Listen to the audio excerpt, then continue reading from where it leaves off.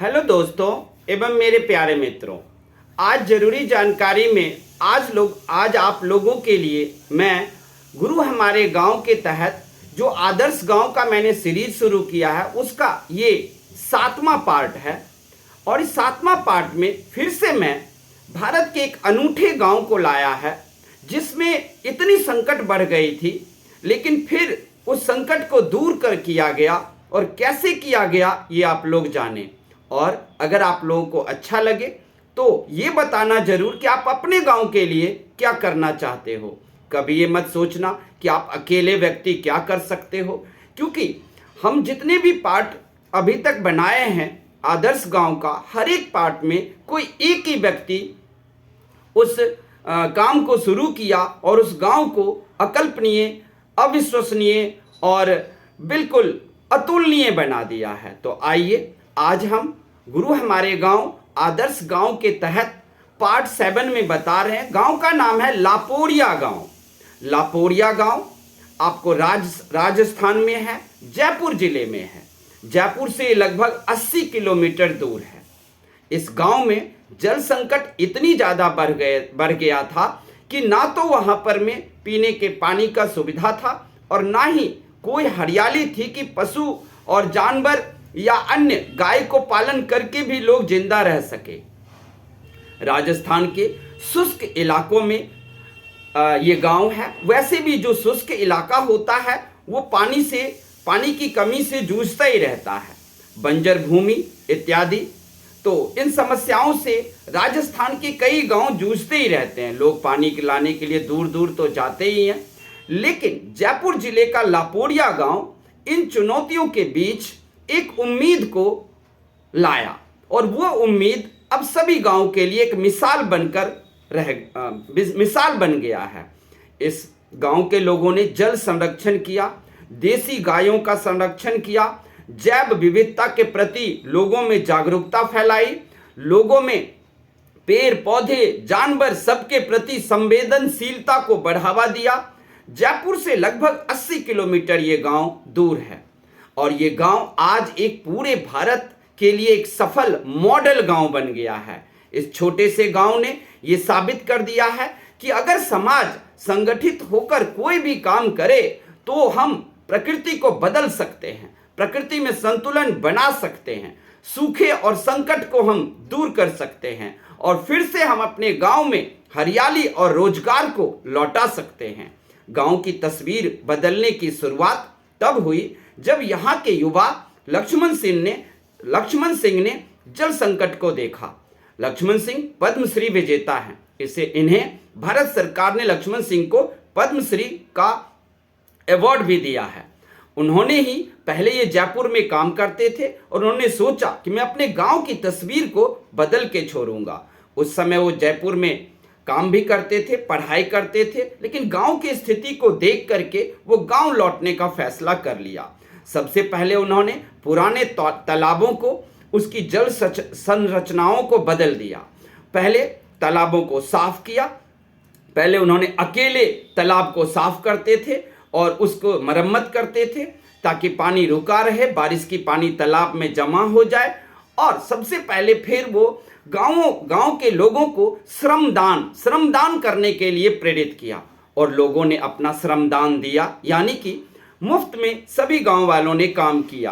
और धीरे धीरे अब पूरा गांव इस प्रयास में जुट गया कि किस तरीके से हम जल संकट को दूर करें। गांव के सामूहिक प्रयास से जल्दी ही सभी तालाबों को मरम्मत कर लिया गया। कुओं में फिर से पानी लौटने लगा। थोड़ी भी जो बारिश होती थी उस बारिश के पानी को छोटे छोटे नालों के जरिए कुओं में बहाकर लाना, तालाबों में लाना, ये सब किया गया। यही नहीं, इन्होंने अन्य तरह के तालाबों का सबका नाम दिया। जैसे अगर आपको जल संरचनाएं विकसित की गई तो यहाँ पर अन्न सागर बनाया गया। अन्न सागर तालाब का मतलब इससे सिंचाई होगा। फूल सागर बनाया गया जिसमें भूजल संरक्षण होगा। देव सागर बनाया गया जिसके पानी से पर्यावरण और सामुदायिक उपयोग के लिए इसका प्रयोग किया जाएगा। और इस तरीके से इन्होंने तालाब को 3 भागों में विकसित किया।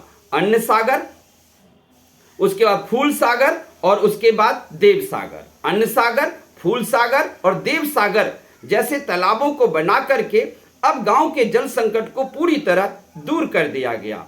लापोरिया गांव की पहचान यहां पर में है एक अनूठी प्रणाली से, जिस प्रणाली को चौका प्रणाली कहा जाता है। चौका प्रणाली में जल संरक्षण और भूमि के अंदर पानी रिस कर चला जाए, उसके लिए लक्ष्मण सिंह ने एक नया तकनीकी ढूंढा।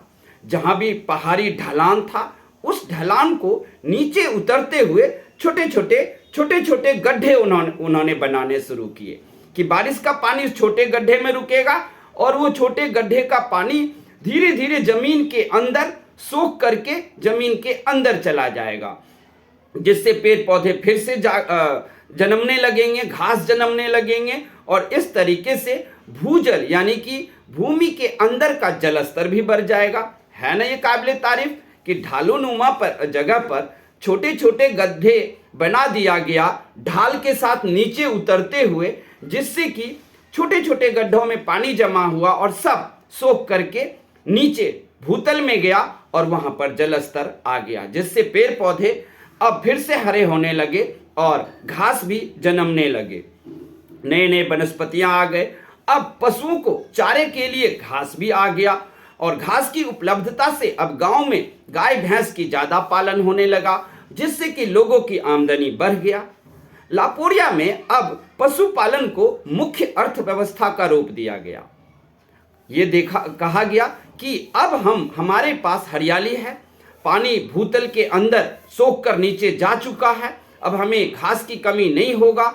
इसलिए लापोरिया गांव के लोग अर्थव्यवस्था का मुख्य आधार पशुपालन को बना लिया।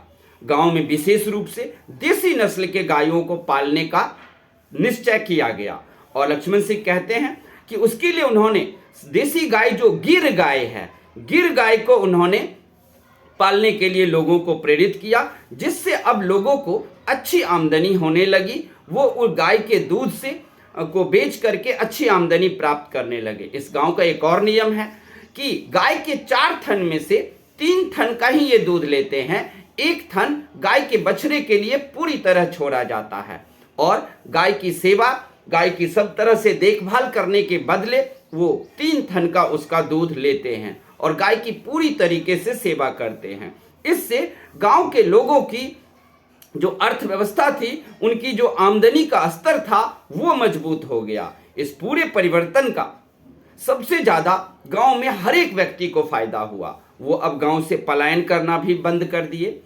पद्मश्री लक्ष्मण सिंह कहते हैं, गांव का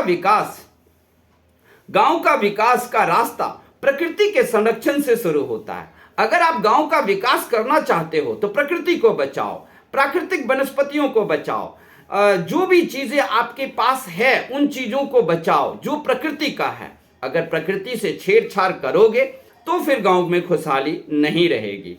धीरे धीरे इस गांव में अब आजीविका से जुड़ी जितनी भी समस्याएं थी, सब खत्म हो गया।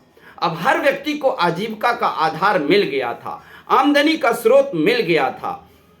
यहाँ के लोग अब पूरी तरीके से आत्मनिर्भर हो गए थे और अब संसाधनों को और प्राकृतिक चीजों को ये लोग संरक्षण करते हैं, उनको बचाते हैं। तो आप लोग बताओ, ये था लापोरिया गांव के बारे में सूचना। ये आदर्श गांव आपको कैसा लगा? पूरे भारत में ये गांव आज एक रोल मॉडल बना हुआ है। पद्मश्री लक्ष्मण सिंह जी के बताए गए रास्तों को देश के अन्य कोनों में भी अपनाया जा रहा है। आप अपने गांव के लिए क्या करना चाहते हो, ये कमेंट में लिखना और अच्छा लगे तो मेरे चैनल को सब्सक्राइब करना, लाइक करना, कमेंट करना। थैंक यू, धन्यवाद। जय हिंद, जय भारत।